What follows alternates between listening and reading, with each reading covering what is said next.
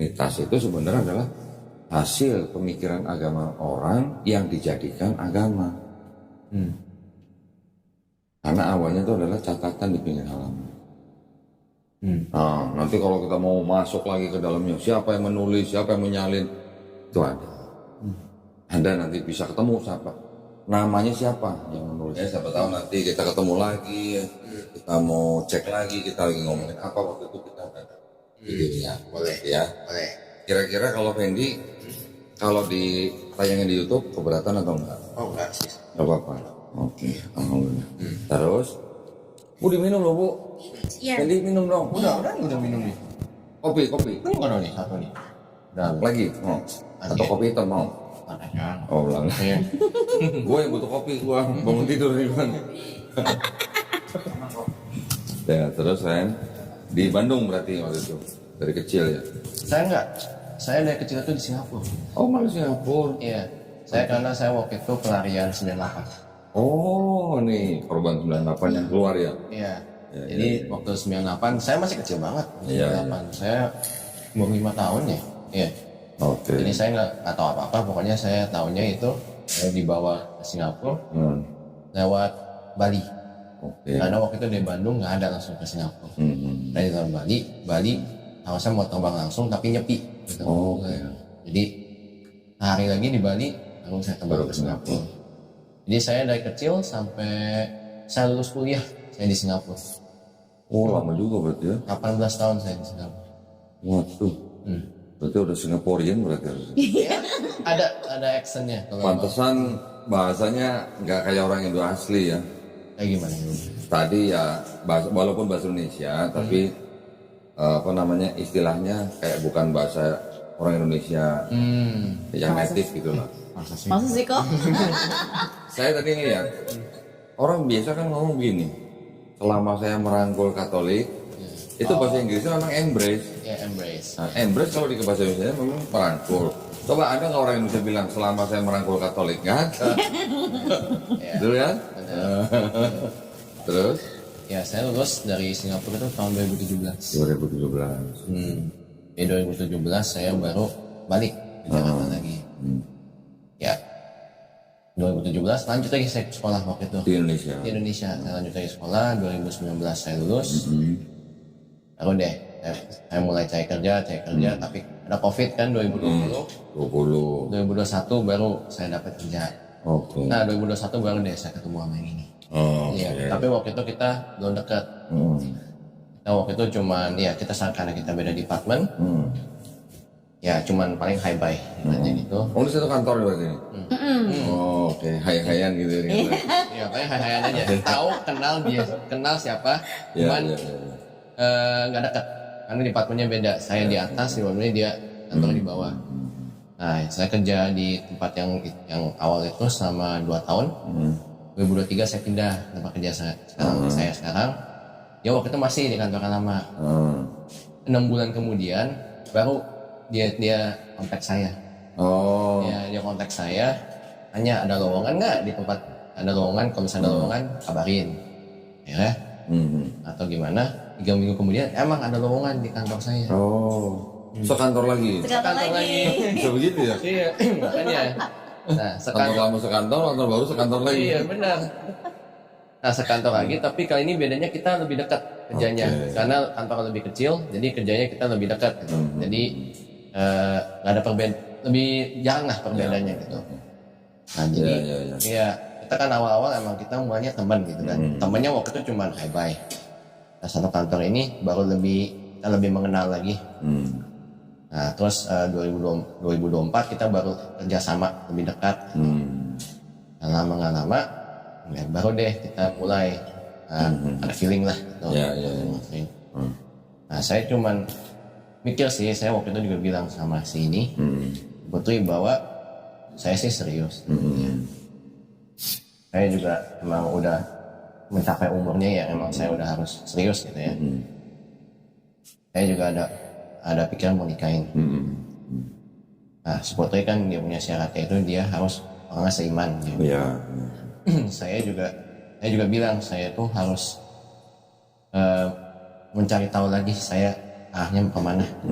Karena saya dari kecil saya cuma tahu bahwa saya tuh orang Katolik ini aja gitu, tapi saya tidak diajarin, saya tidak dapat bimbingan dari orang tua pun tentang agama ini. Karena orang tua itu waktu itu nggak ada agama. Saya dirangkul sama kakak saya atau masuk ke agama Katolik itu sama tante saya. Sampai sekarang orang tua sekarang Kristen malah. Ya, jadi beda ibaratnya gitu, ada perbedaan. Ya kan, ajarannya sedikit berbeda. Jadi saya belum dapat kesempatan atau belum mendapat seseorang yang bisa membuat saya mendalami gitu orang Katolik itu apa. Dan kebetulan saya juga serius sama beliau. Saya juga pengen lebih mengerti gitu ibaratnya agama Islam itu kayak gimana. Selama di Singapura nggak ke gereja?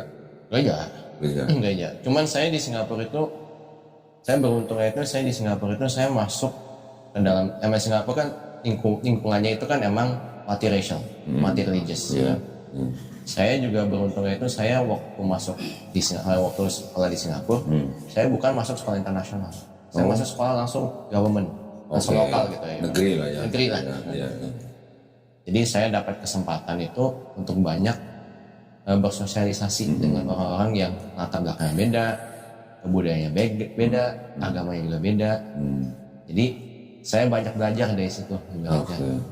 Dan waktu saya balik ke Indonesia juga, saya sekolah lagi, saya juga dapat kesempatan gitu untuk mendalami di Indonesia itu kayak gimana sih orang-orangnya gitu.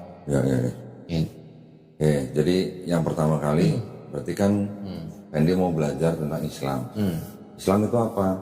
Islam itu ini dari sisi ini ya iman ya. Apa sih yang dipercaya dalam Islam? Islam itu percaya kepada Allah SWT. Allah SWT adalah istilahnya sebutannya adalah Allah itu nama Tuhannya gitu ya. Tuhan yang Maha Suci, yang Maha Tinggi. Kedua, beriman kepada malaikat-malaikatnya. Ketiga, beriman kepada kitab-kitabnya. Keempat, beriman kepada nabi-nabinya. Kelima, beriman kepada hari akhir, ya, hari penghakiman. Keenam, beriman kepada qada dan qadar, takdir. Nah, takdir itu nanti macam-macam. Contoh seperti ini, Fendi lahir sebagai keturunan Tionghoa, betul? Benar. Bisa nggak sebelum Fendi lahir, Fendi milih, gue mau jadi orang Cina atau gue mau jadi orang bule, itu bisa? Nggak bisa. Itu namanya takdir, ya, sudah ditentukan oleh yang menciptakan kita. Terus kalau beriman kepada Allah SWT itu kan kita sudah tahu bahwa sebenarnya sama, dalam Katolik juga percaya Tuhan itu Esa, Islam juga sama. Tapi bedanya kan begini, kalau Katolik kan mengenal yang namanya Trinitas, ya. Trinitas ada Allah Bapa, Allah Putra, Allah Kudus. Mau dibilang itu 3 pribadi, tapi Katolik tetap bilang Tuhan itu Esa. Jadi ini hanya 3 pribadi tapi satu hakikat, ya. Di Islam kita tidak mengenal yang namanya pribadi Tuhan itu bisa lebih dari 1 pribadi. Dalam Islam kita mengenal Allah itu adalah satu pribadi atau satu zat namanya. Zat itu tulisannya DZAT, ya, bukan ZAT ya. Kalau ZAT itu meter atau substance, kalau zat dengan D itu artinya essence atau person. Perbedaan yang paling besar antara Katolik dan Islam tuh begitu, di konsep ketuhanannya. Yang kedua, di konsep keselamatannya. Fendi selama jadi orang Katolik pasti percaya bahwa Fendi dosanya sudah ditebus oleh matinya Yesus di atas kayu salib. Betul kan? Di Islam kita harus berbuat kebaikan, amal soleh, ibadah, mengikuti perintah Tuhan, menjauhi larangan Tuhan, supaya kita bisa masuk surga. Kalau Fendi, kalau Katolik kan karena dosanya sudah ditebus, kemudian Fendi istilahnya percaya bahwa Yesus adalah Tuhan dan Juru Selamat, mengikuti istilahnya apa yang diperintahkan oleh gereja, baru masuk surga. Istilahnya kan begitu ya, konsep umumnya gitu loh. Tapi yang menjadi perbedaan mendasar antara Islam dan Katolik, ini saya ngomong, saya bandingin dulu ya, supaya Fendi juga punya bayangan gitu. Jangan cuma saya cerita Islam tapi nggak bisa bandingin dengan Katolik, karena memang masih banyak persamaan antara Islam dan Katolik. Persamaannya, Katolik dan Islam sama-sama beriman bahwa nabi-nabi itu sebelum Yesus, ya, dari mulai Abraham, Musa, Harun, Daud, Solomon, bahkan Yesus itu kan tokohnya tokoh-tokoh yang sama. Katolik juga percaya beriman kepada Tuhannya Abraham, Ishak dan Yakub. Islam juga begitu. Cuma kalau di Islam kita percayanya sampai nabinya itu sampai ke Adam. Nah, Adam itu juga nabi sampai ke Yesus atau Isa alaihissalam. Kalau Katolik mungkin terbatas hanya sampai Abraham misalnya. Adam bukan nabi.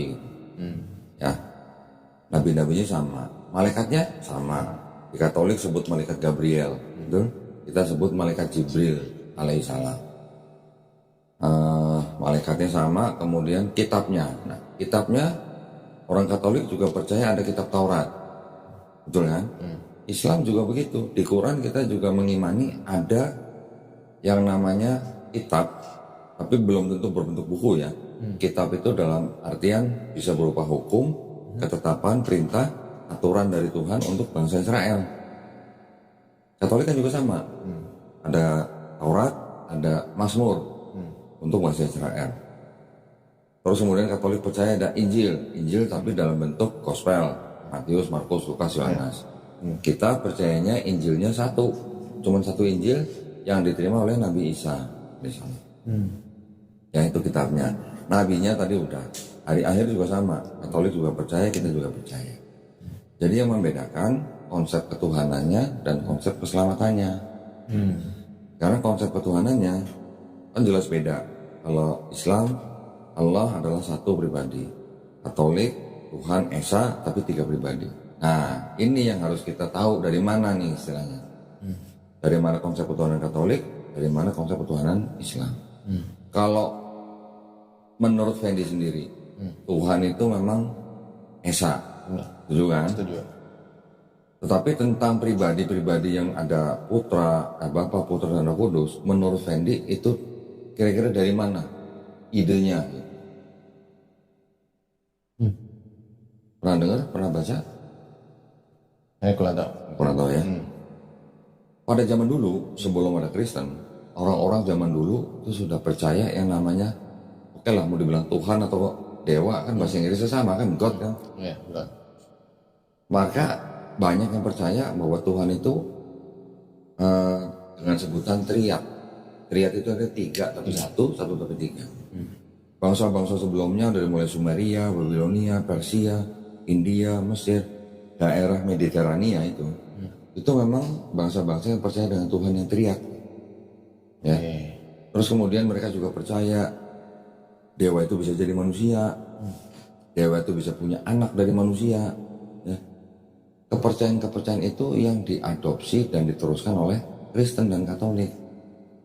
Gitu. Makanya ada Trinitas, 3 pribadi tapi 1 hakikat. Kurang lebih sama, hampir sama gitulah konsepnya. Detailnya memang jauh lebih bagus Kristen atau Katolik detailnya. Tapi konsepnya kan mirip. Gitu, ya. Bapa Tuhan yang supreme, punya anak dari Maria, Yesus. Yesusnya fully man, fully God.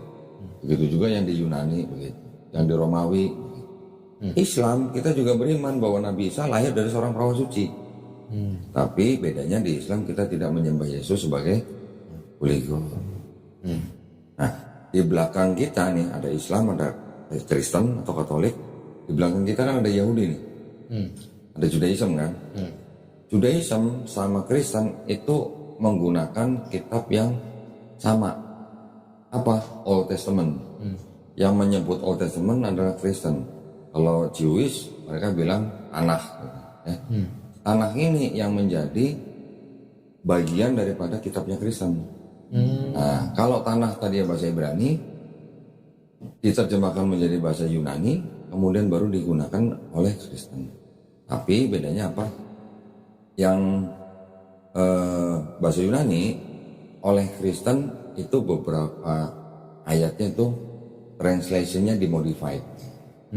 Kenapa dimodified? Karena di Kristen percaya ada Yesus yang fully man, fully God. Nah, bahwa Yesus ini sudah prophesied di Old Testament.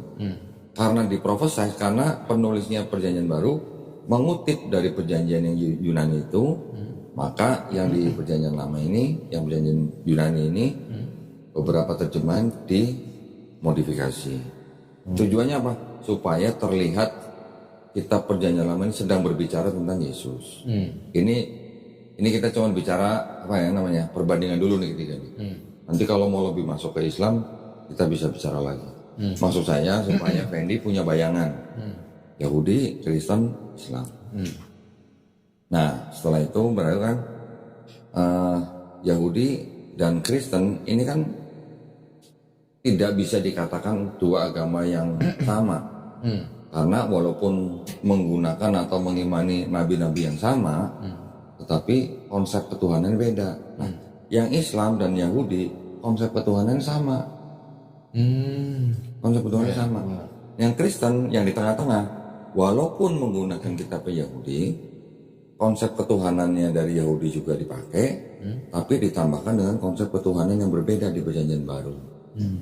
Kalau cuma yang Yahudi doang, ini dengan Islam sama.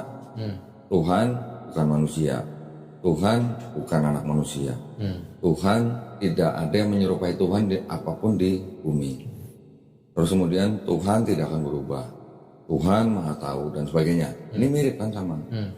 Tapi ketika di Kristen yang disebut dengan Yesus, yang awalnya tidak setara dengan Bapa, belakangan baru dimodifikasi lagi menjadi setara dengan Bapa.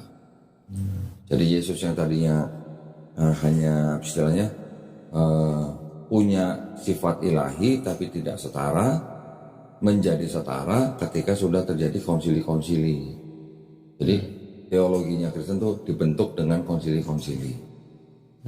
Ini secara ringkas nih ya, belum secara detail banget.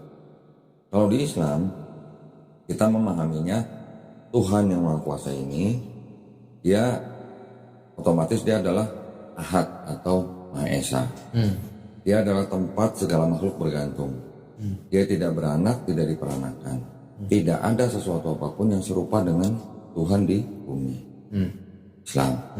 Kemudian di Islam mempunyai yang namanya syariat. Syariat itu law, hukum lah ya, aturan. Pertama apa? Orang ketika masuk Islam, dia harus bersyahadat, mengucapkan 2 kalimat syahadat, declare lah gitu ya. Yang kedua dia harus sholat. Yang ketiga dia harus charity, zakat. Yang keempat dia harus puasa, ya, fasting. Yang kelima dia boleh pergi haji atau pilgrimage kalau dia mampu secara finansial. Ini syarat yang harus dilakukan oleh seorang muslim. Bedanya Islam dan muslim itu begini. Islam itu artinya apa? Surrender, berserah diri, patuh, taat, tunduk, selamat, damai. Muslim itu orang yang berislam. Oke. Jadi Islam ajarannya, Muslim orangnya. Ya. Di dalam Islam kita tidak mengenal yang namanya racism. Tidak ada racism, tidak ada discrimination. Jadi di Islam kita memahami gini, tidak ada orang suku tertentu lebih tinggi daripada orang suku lain atau ras lain. Ya. Karena Nabi kami, Nabi Muhammad SAW mengajarkan orang Arab tidak lebih baik daripada orang non-Arab. Orang non-Arab tidak lebih baik daripada orang Arab. Yang lebih baik dari mereka adalah orang yang bertakwa. Nah, bertakwa itu apa? Bertakwa itu artinya menjalankan perintah Tuhan, menjauhi larangan Tuhan. Orang yang paling bertakwa itu yang paling baik. Tidak dilihat dia orang Cina, orang Arab, orang Negro, orang bule, nggak ada masalah di dalam Islam. Dan Islam kita juga diajarkan bahwa setiap manusia yang lahir, termasuk Fendi, termasuk siapapun yang lahir manusia, karena tadi kan saya tanya, nggak bisa milih kan jadi orang apa kan? Artinya setiap manusia yang lahir itu sebenarnya dia Muslim. Muslim dalam arti bukan yang istilahnya sudah memenuhi syariat, bukan. Tapi Muslim secara akidah. Artinya Muslim, seorang bayi yang lahir kan nggak bisa apa-apa. Bayi kan dia hanya bisa berserah diri kepada penciptanya. Dia menjadi besar, bisa pintar karena orang tuanya, dititipkan kepada orang tuanya. Ketika bayi ini nanti besar, contoh seperti Fendi, dia bisa menjadi Yahudi, Nasrani, atau Kristen, Katolik, atau Majusi, karena orang tuanya atau keluarganya. Ya, contoh, saya juga dulu begitu. Tapi ketika orang ini nanti mengenal tentang Islam, bahkan dia sampai mau menerima Islam, sampai dia mau memeluk Islam, orang ini sebenarnya tidak pindah agama. Orang ini sebenarnya kembali ke fitrahnya dia. Fitrah itu artinya nature, sifat asal manusia. Sebagai apa? Sebagai muslim. Sebagai orang yang harus berserah diri kepada penciptanya. Itu inti atau essence daripada arti kata Islam. Ya. Dan di Islam kita juga mengetahui bahwa ini kita punya tubuh nih. Kan ini kan fisik lah ya. Kita bisa hidup begini karena ada roh kan. Ada roh, ada jiwa. Ya. Jiwa itu kesadaran kita. Sebelum kita lahir jadi manusia, jiwa dan roh kita sebelum lahir, jadi artinya kita masih di alam roh gitu ya.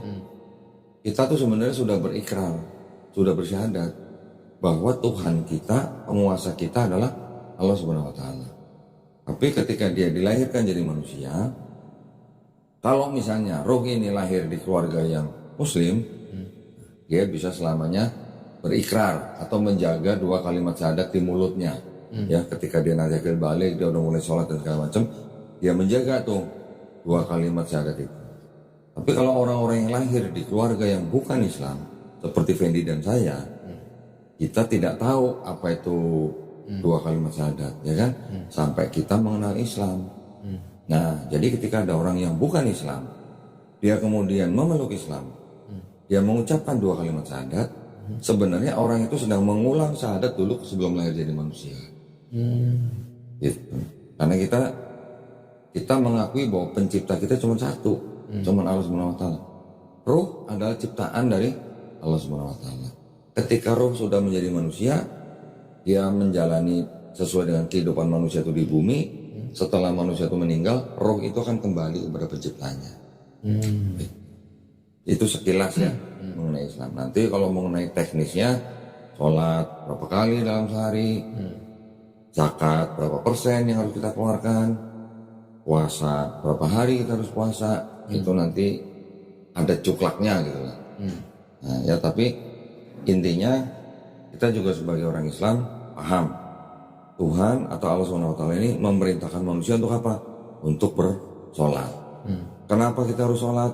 Kita harus beribadah dan menyembah pencipta kita. Kenapa kita diperintahkan zakat? Karena sebagian dari harta kita itu adalah milik orang lain yang dititipkan melalui kita untuk diberikan kepada orang-orang yang membutuhkan. Kenapa dititipkan kepada kita? Untuk menguji iman kita. Kenapa kita disuruh puasa? Karena puasa itu juga menjadi ujian buat kita untuk apakah kita taat atau tidak. Tapi yang jelas, sholat, zakat, puasa, ini semuanya perintah yang judulnya tuh baik buat kita. Baik buat kita dan juga baik buat manusia lain. Judulnya begitu, hikmahnya begitu. Ya. Contoh, misalnya, ketika Fendi menjadi seorang raja, punya rakyat. Rakyat itu harus tunduk dong kepada rajanya. Caranya gimana kalau rakyat itu harus tunduk kepada rajanya? Kalau tidak dengan sujud, ya. Jadi sujud di dalam sholat itu sebenarnya adalah bentuk penghambaan kita yang tertinggi ketika kita beribadah kepada pencipta kita. Untuk mengakui penghambaan kita kepada pencipta kita, caranya dengan sholat. Salah satu gerakan dalam sholat adalah sujud. Ya, zakat juga begitu. Kenapa zakat dikeluarkan? Karena untuk menjamin supaya tidak ada orang yang kesusahan. Sebenarnya di Yahudi juga ada. Ya. Puasa baik juga buat badan kita, baik juga buat sosial. Kita kalau puasa dijanjikan pahala akan lebih daripada selain bulan puasa. Ya. Jadi intinya kalau dalam Islam itu kita hanya diperlukan untuk berserah diri kepada pencipta kita, hanya mengikuti perintahnya dan menjauhi larangannya. Larangannya apa? Sama dengan yang di Yahudi. Ya, jangan membunuh, jangan mencuri, jangan berdusta, hormati ibumu, macam-macam lah, jangan mengingini hak orang lain gitu. Itu semuanya dari Islam. Ajaran yang di Yesus atau Isa, yang di Injil, ada nggak di Islam? Ada. Justru kita juga malah sempurnakan lagi. Ibadahnya juga begitu. Kita mengikuti apa yang sudah diturunkan nabi-nabi kita, dan di Islam kita sempurnakan. Contoh misalnya apa? Sunat. Yahudi ada sunat. Kristen, nah di Kristen ini jadi bermasalah nih. Ada yang sunat, ada yang tidak. Karena Kristen ternyata kalau kita pelajari betul-betul, Kristen sebenarnya bukan pengikut Yesus. Kristen pengikut Paulus. Paulus yang bilang tidak perlu sunat gitu, buat orang-orang non-Yahudi. Islam tetap sunat karena kita mengikuti jalan atau agama yang diikuti oleh Abraham atau Ibrahim. Ya, misalnya gitu. Puasa juga begitu. Nabi-nabi udah puasa. Yesus juga puasa. Sholat, kita juga sholat seperti Yesus di Bible. Yesus sholatnya gimana? Sujud juga. Kita juga sujud. Yesus sunat, kita sunat. Yesus nggak makan babi karena dia ikut hukum Taurat, kita nggak makan babi. Yesus puasa, kita juga puasa. Yesus dikafani di Bible, kita orang Islam mati juga dikafani. Jadi kalau mau ditarik garis lurus, masih ada tuh benang merah antara Yahudi, Yesus, dan Islam. Kristennya ini agak bergeser sedikit dari benang itu gitu. Karena Kristen tidak sunat kebanyakan, Kristen masih makan babi kebanyakan, Kristen masih tidak puasa kebanyakan. Ada yang maksudnya puasa tapi nggak banyak. Kristen tidak sujud kebanyakan, ada yang sujud tapi nggak banyak. Kristen nggak masuk peti, nggak dikafani tapi masuk peti kebanyakan. Jadi kalau kita mau tarik Yahudi, Yesus, Islam, Kristennya tuh di samping Yesus gitu.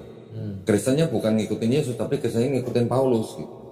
Jadi ada Yahudi, Yesus, Paulus, baru bawahnya gereja gitu lah, baru Islam. Secara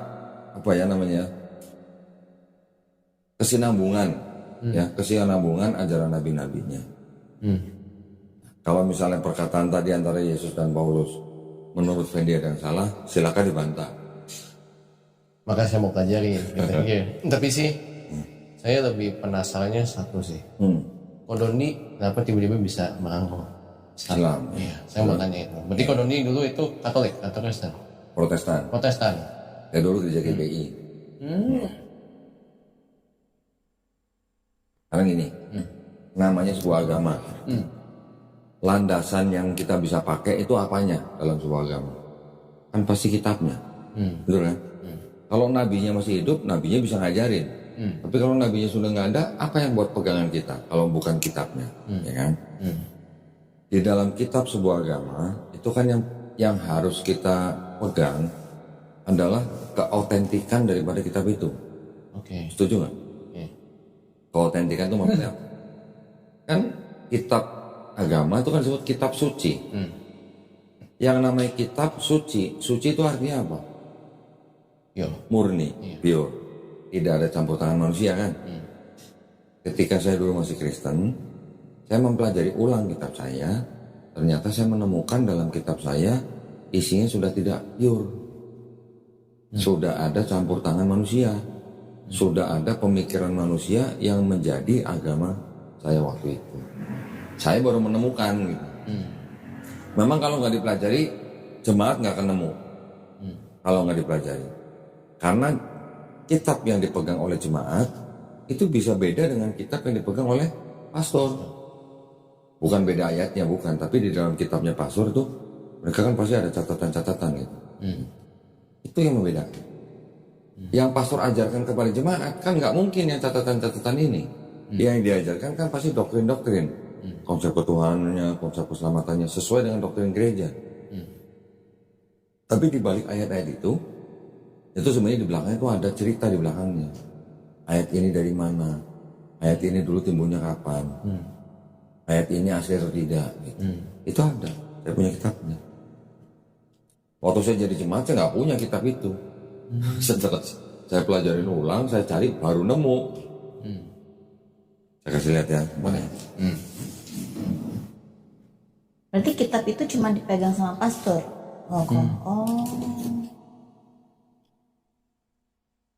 Kalau kita ada nggak Quran versi jemaat, Quran versi ustadz gitu ada nggak? Sama. Ada. Semua sama.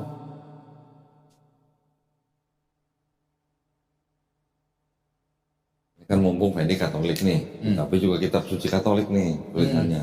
Nah, di Katolik ya. Tidak untuk. Oke. Nah, Tapi Fendi nggak bisa beli. Maaf, juga nggak bisa beli. Ya. Konon ini dapetnya di mana? Ada deh. Ada deh. Waduh, nanti kalau saya kasih tahu di sini bisa berbahaya dong. Dengan pengantar dan catatan lengkap. Oke.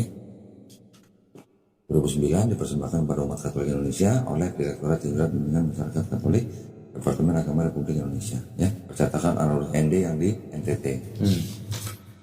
Dalam satu kitab Katolik ataupun Kristen, saya bandingkan ya, yang saya punya jemaatnya.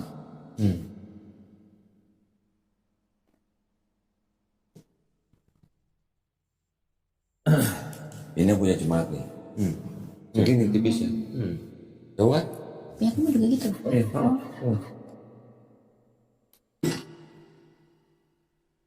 Tahu kan bedanya kan? Iya. Isinya sama, cuman bedanya kalau yang ini punya Protestan tidak ada kitab-kitab Deuterokanonika. Kalau yang Katolik kan ada 7 kitab yang tidak masuk dalam Protestan. Susunan kitabnya sama, cuman di sini lebih banyak 7.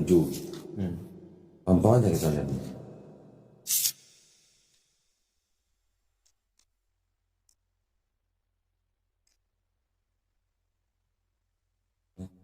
Udah terbiasa kan, kita pujian gitu kan. Ini ayatnya sama, pada mulanya alam menciptakan langit dan bumi dan seterusnya. Sama. Cuman di bawah sini ada catatannya tuh. Penjelasan daripada setiap ayat. Ya, kalau ini kan nggak ada, ini semuanya ayat nih. Nggak ada penjelasan di bawah. Yang ada di bawah sini paling cuman ayat-ayat silang referensi. Tapi kalau di sini ada penjelasannya tuh. Semua ayat yang dalam kitab ini ada penjelasannya. Ya, ini ayatnya segini, ini penjelasannya. Ini segini, ini penjelasan. Semua ada, walaupun ini ada sedikit gitu. Ini yang namanya study Bible. Ya. Nah, di seluruh kitabnya Katolik dan Protestan, Fendi pernah nggak membaca ayat yang isinya tuh mengajarkan konsep Trinitas? Trinitas itu kan 3 pribadi tadi kan, Bapa, Firman atau Putra, Roh Kudus. Tapi ketiganya satu. Kan itu kan inti daripada ajaran Trinitas. Di seluruh Bible pernah baca nggak ayat yang mengajarkan hal itu? Ada 3 pribadi tapi satu. Ingat mana ayatnya? Saya lupa. Tapi Lupa. Kita langsung aja tutukin ya. Cuman satu di seluruh Bible yang mengajarkan Trinitas. Yang lain tidak ada yang sempurna gitu.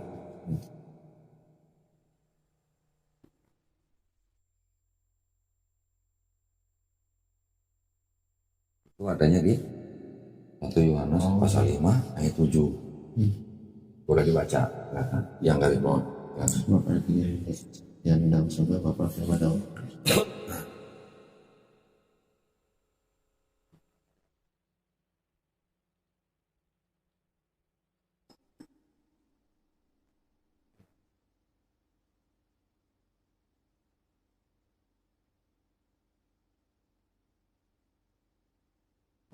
Ya, ini ada catatan kakinya. Ini yang paling penting karena ini yang menjelaskan ayat ini. Ayat ini yang dianggap sebagai bukti satu-satunya yang menjelaskan tentang konsep Trinitas. Kalau tidak ada ayat ini, tidak ada konsep Trinitas dalam satu Bible. Kan?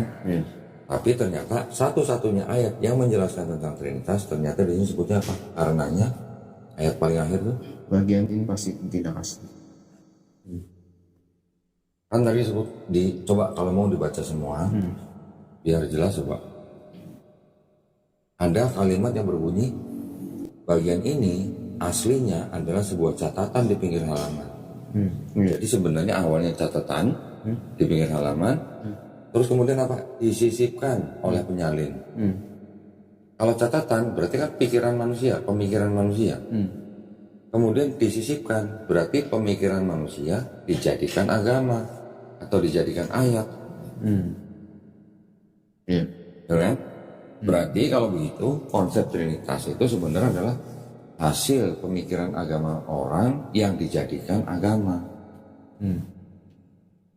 Karena awalnya itu adalah catatan di pinggir halaman. Nah, nanti kalau kita mau masuk lagi ke dalamnya, siapa yang menulis, siapa yang menyalin, itu ada. Anda nanti bisa ketemu siapa, namanya siapa yang menulis itu. Oh gitu kok. Bisa. Yang menyalin ada ketahuan. Oh. Ada namanya. Saya pernah mencatat, cuman namanya tuh susah disebutin, jadi saya nggak hafal namanya. Saya paling susah kalau ngapalin nama orang. Kenapa Alkitab ini beda kok yang dipegang Pak Suk dengan jemaat? Ini ada catatannya. Ini enggak, ini berarti confidential. Iya. Oh. Itu tidak untuk diperdagangkan.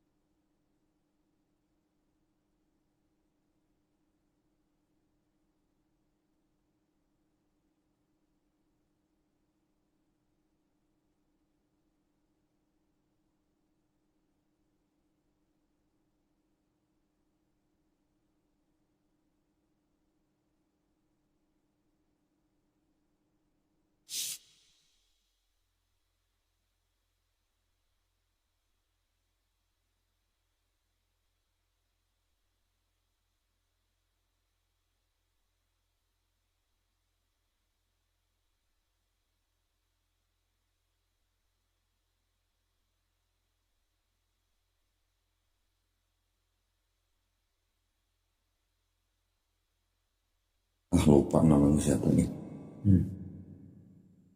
Pokoknya adalah orangnya yang menyisipkan ayat itulah.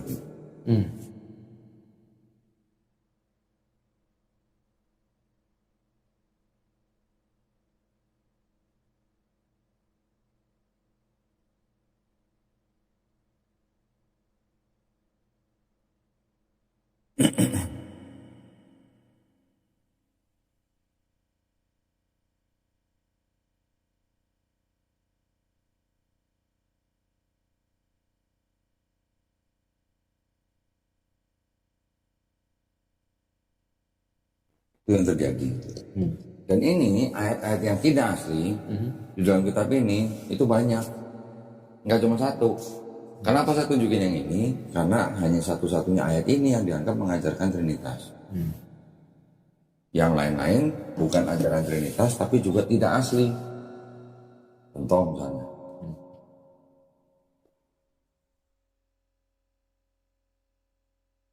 Matius 17 ayat 21 ya.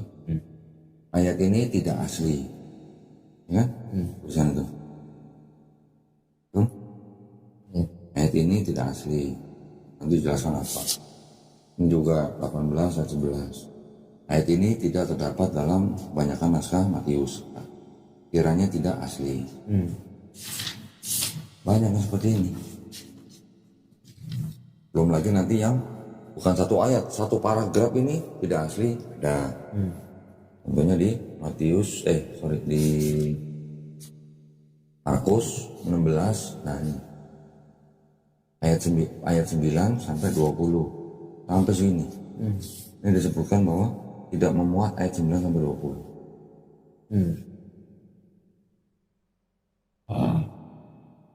Ini ayat ini tidak terdapat dalam naskah, kiranya tidak asli. Nah, kedua ayat ini tidak terdapat dalam naskah-naskah yang paling tua, yang paling baik dan hanya merupakan ulangan dari ayat 88. Kedua ayat ini pasti tidak asli. Ketika sebuah kitab yang namanya disebut kitab suci, terus di dalamnya ada ayat yang tidak asli, apakah kitab ini bisa disebut sebagai kitab suci? Gitu. Itu yang membuat saya akhirnya mencari agama lain. Ketika saya mencari agama lain, kan saya juga harus belajar yang lain juga dong. Nggak tahu-tahu dari Kristen, tahu-tahu cuma Islam gitu.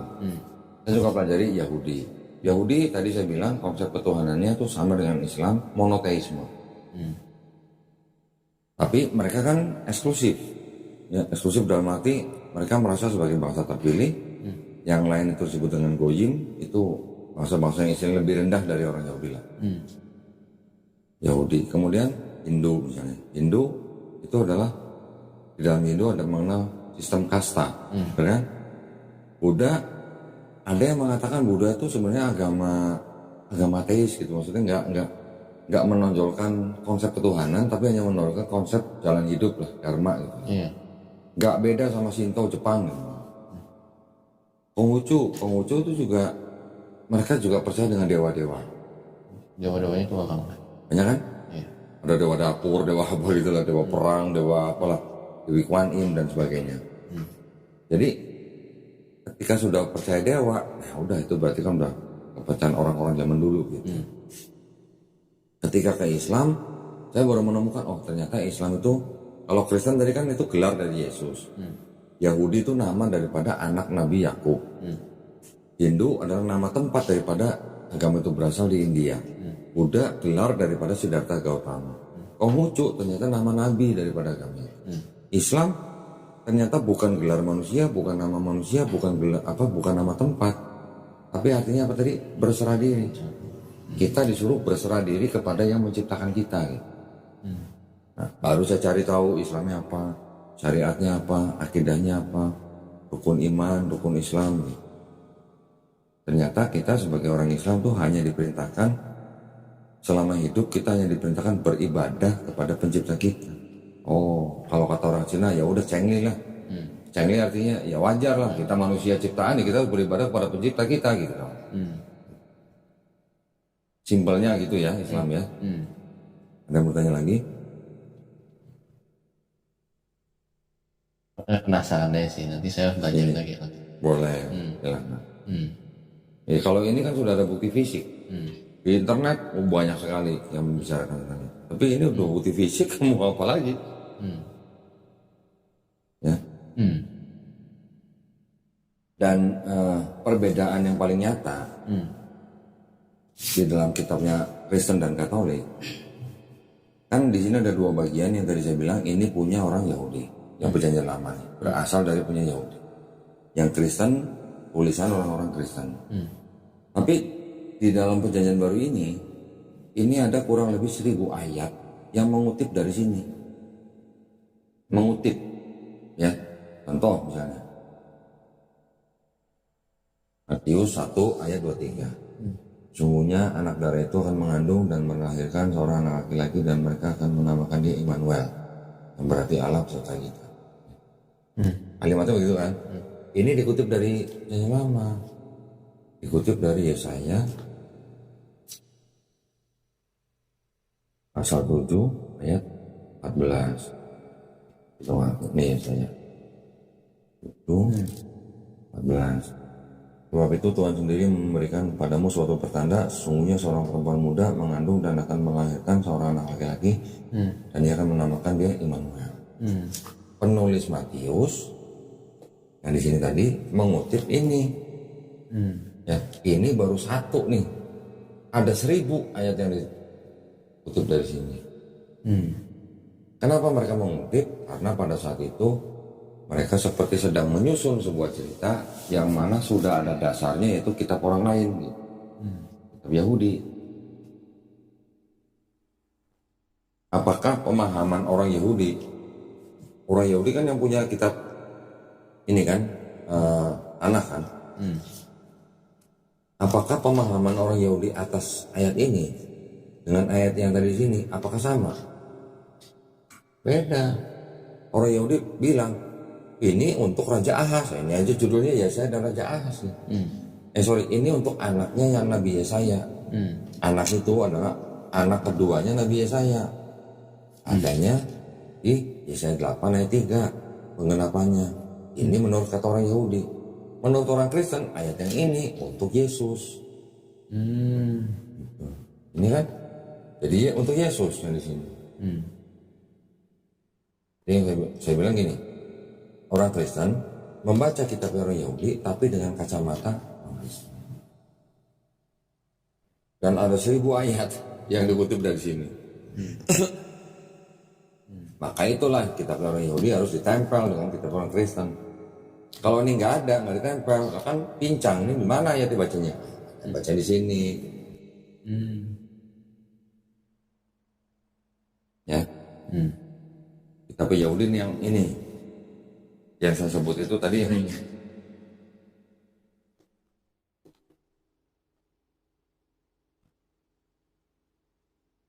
Ini yang aslinya, yang dari kitab orang Yahudi, namanya kitab Tanakh.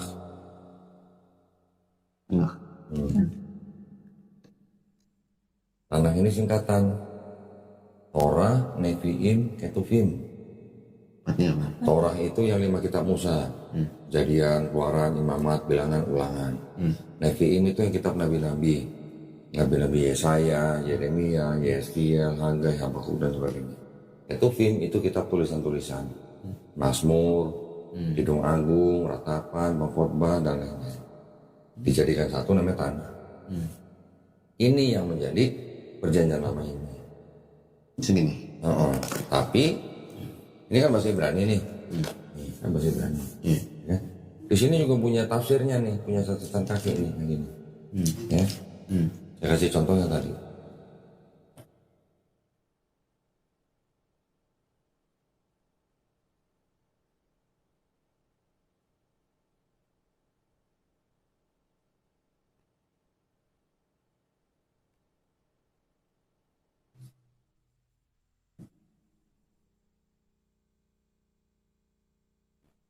Saya kasih contoh yang tadi. Iya.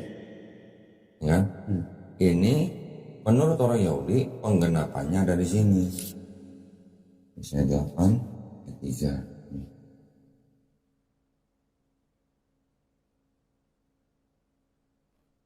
Ini kan disebutkan kan anak itu, ya kan, disebut Immanuel. Penggenapannya ada di nama anak daripada kedua Nabi Yesaya. Nanti ada lagi di sini kan. Fendi pernah dengar gini nggak? Seorang anak telah lahir, seorang anak telah diberikan kepada kita. Nih, seorang putra diberikan kepada kita, lambang pemerintahan ada di atas bahunya. Namanya disebutkan orang penasihat ajaib, Allah perkasa, Bapa yang kekal dan Raja damai. Pernah dengar? Di gereja pasti sebutin kan? Orang Kristen klaim bahwa ini untuk Yesus. Sekarang saya kasih yang bahasa Inggris ini.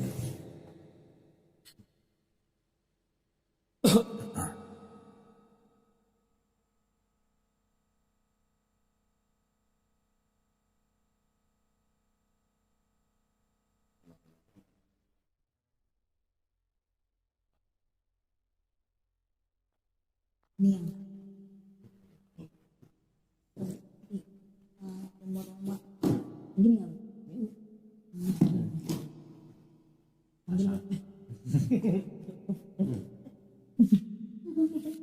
Kalau Injil kamu langsung gini.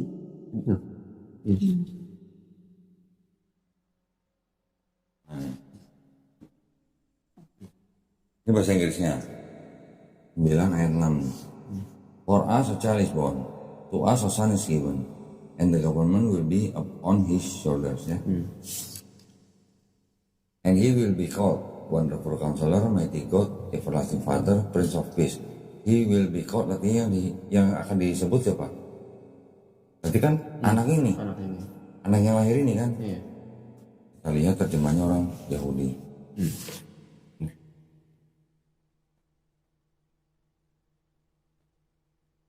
Coba bahasa Inggris, sama-sama bahasa Inggris, coba dibandingkan, sama nggak bahasa Inggrisnya? Ini untuk membuktikan perkataan saya nih.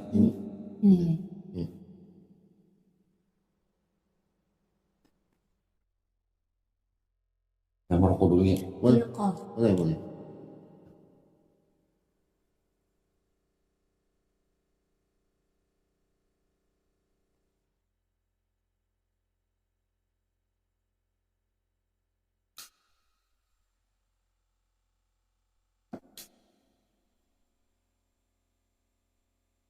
Makan. Makan apa tadi?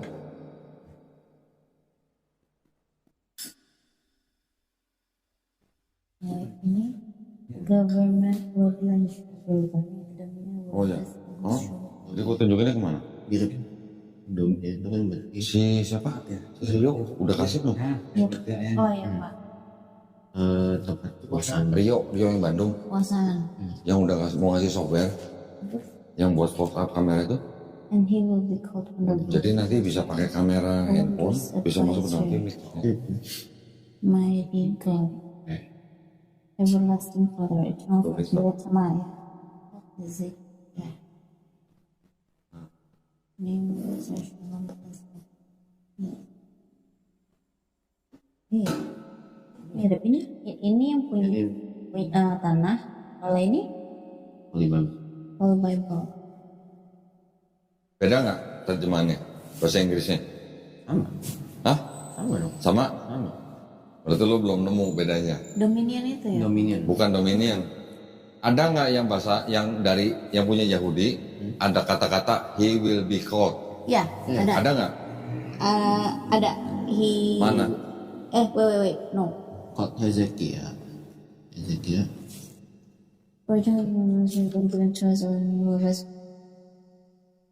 For the called one, eternal Father called. Berarti kan menyebut kan? Iya. Yang menyebut siapa?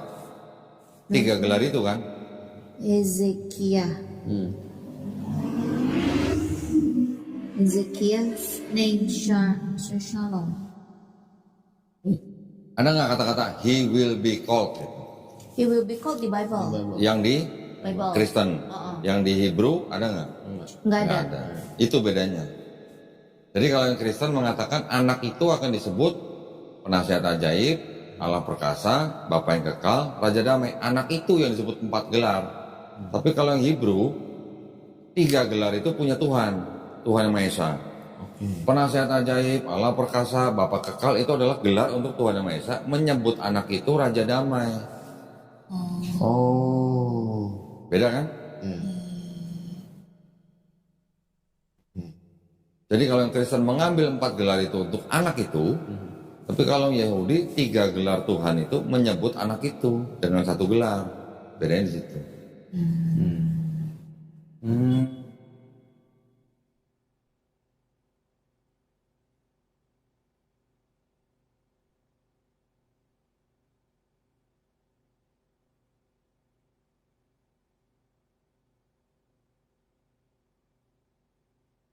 Oh.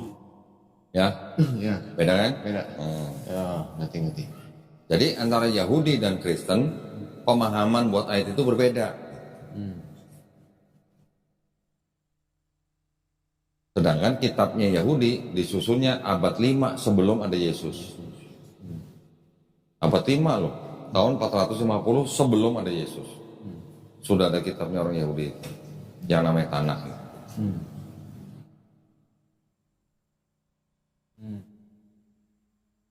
Sedangkan kitabnya Kristen itu ada bagian itu. Disusun pertengahan abad pertama sampai abad kedua. Ini. Itu tuh yang sebelah, yang di depan Fendi. Nah itu tuh yang merah-merah tuh, yang dipegang tangan tuh. Nah itu. Iya.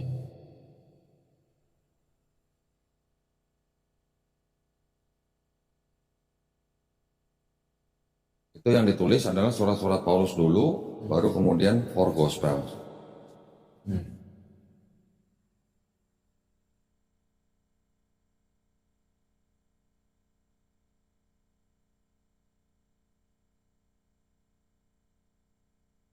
Jauh, kira-kira 500 tahun setelah ada kitab orang Yahudi. Makanya penulis-penulis yang di Perjanjian Baru mengutip dari kitab orang Yahudi. Itu yang terjadi. Nah, sekarang kembali lagi ke Islam. Orang Yahudi kan sebut ini Taurat, ya. Orang Kristen sebut yang ini Perjanjian Baru Injil. Di Quran kita ada sebutan kitab Taurat, kitab Injil, ya. Tapi yang kita pahami yang namanya kitab Taurat dan kitab Injil itu kan hanya untuk bangsa Israel. Apakah pada zaman Nabi Musa sudah ada buku berbentuk buku seperti ini? Belum ada. Apakah zaman Yesus sudah ada kitab ini? Belum ada. Berarti yang namanya kitab belum tentu berbentuk buku seperti ini, ya. Apakah kitab Tauratnya orang Yahudi ini benar-benar yang nulis Nabi Musa? Bukan. Bukan, ya kan? Apakah kitab yang disebut dengan Injil ini tulisannya Yesus? Bukan juga. Apakah yang nulis murid-murid Yesus? Tradisinya bilang begitu, tradisi. Tapi saya bisa buktikan bahwa yang nulis ini bukan murid-murid Yesus langsung. Karena murid-murid Yesus itu siapa? Nelayan. Orang-orang yang tidak terpelajar. Bagaimana bisa menulis kitab dalam bahasa penjajah gitu? Yesus dan murid-muridnya itu kan orang Palestina yang hidup di bagian utara, daerah yang berbahasa Aramaik. Bagaimana ceritanya bisa menulis kitab-kitab dalam bahasa Yunani? Mereka waktu itu sedang dalam penjajahan Yunani. Dan ternyata kitab-kitab ini ditulis kira-kira puluhan tahun setelah Yesus nggak ada. Nah, kembali lagi tadi ke Quran. Di Quran ada kitab Taurat, ada kitab Injil. Ini adalah wahyu-wahyu yang diturunkan Allah SWT kepada Nabi dan Rasulnya untuk Bani Israel pada zaman itu. Ya. Dan ini sudah jelas bukan Nabi Musa yang menulis, ini juga sudah jelas bukan Yesus yang menulis. Berarti apakah kitab Taurat dan Injil yang dimaksud Quran itu ini dan ini? Buat kita ini bukan. Karena Quran juga sudah mengatakan bahwa mereka, bangsa Israel, itu sudah mengubah-ubah apa yang sudah diturunkan dari lewat nabi-nabinya. Mereka mengaku ini berasal dari firman Allah. Dan mereka menjual dengan harga yang murah. Terbukti bahwa ini bukan tulisan Nabi Musa, ini bukan tulisan Yesus. Mereka sudah mengubah-ubah. Jadi buat kita orang Islam, kitab Taurat dan kitab Injil ini adalah hukum, perintah, ketentuan, dan aturan yang diturunkan Allah kepada nabi-nabinya, kepada bangsa Israel. Ketika nabi-nabi sudah nggak ada, sudah meninggal, sudah diangkat, kemana wahyu-wahyu itu atau kitab-kitab itu? Ya bersama dengan nabinya. Gitu. Jadi tidak ada berbentuk seperti ini. Maka itulah setiap istilahnya apa yang sudah dirubah-rubah, apa yang sudah disalahpahami, itu semua dikoreksi dan dijelaskan oleh Quran. Termasuk yang paling krusial itu adalah apa? Kalau Kristen mengimani bahwa Yesus dibunuh dan disalib, bangkit hari ketiga, kemudian diangkat, di Quran kita menyangkal yang sebenarnya Yesus itu tidak dibunuh dan tidak disalib. Tapi sebelum peristiwa penyaliban itu, Yesus sudah diangkat. Nah, itu sih masalah kepercayaan lah ya, masalah iman kita nih. Cuma nanti saya bisa buktikan lagi, ternyata Kristen-Kristen yang ada pada abad-abad awal juga ada yang percaya bahwa Yesus tidak disalib, bukan Yesus yang disalib, orang lain yang disalib. Contoh, tapi tentu saja yang ini tidak masuk ke dalam tulisannya kitabnya orang Kristen.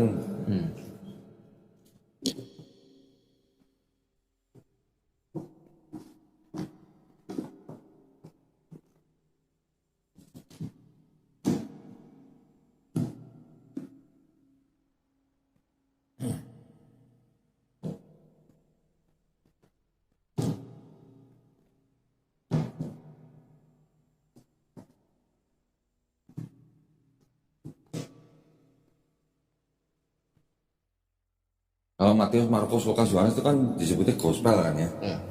Ini ada kira-kira 50 gospel yang tidak masuk ke dalam kitab orang Kristen. Ini juga gospel. Cuman gospel-gospel ini adalah milik orang-orang Kristen awal yang punya pemahaman berbeda dengan Kristen yang ini, sehingga gospel-gospel mereka dihancurkan, dibakar dan sebagainya. Pengikutnya dibunuh, dipenjara dan sebagainya. Masih ada yang lolos yang bisa menyelamatkan gospel-gospel ini, yang akhirnya ditemukan di desa Nag Hammadi di Mesir. Ya. Ada sebuah gospel namanya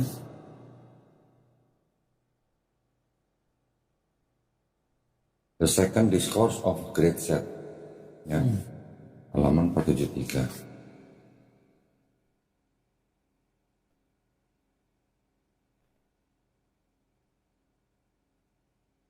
Di sini diceritakan bahwa yang disalib bukan Yesus. Kalimat-kalimat terakhir aja nih. Jadi ceritakan malah Yesus melihat penyaliban itu dari jauh sambil tertawa. Yang disalib bukan Yesus tapi Simon orang Kirene. Pernah baca di Matius, Markus, Lukas, ada nama Simon orang Kirene yang memanggul salib Yesus. Iya. Nah, ini.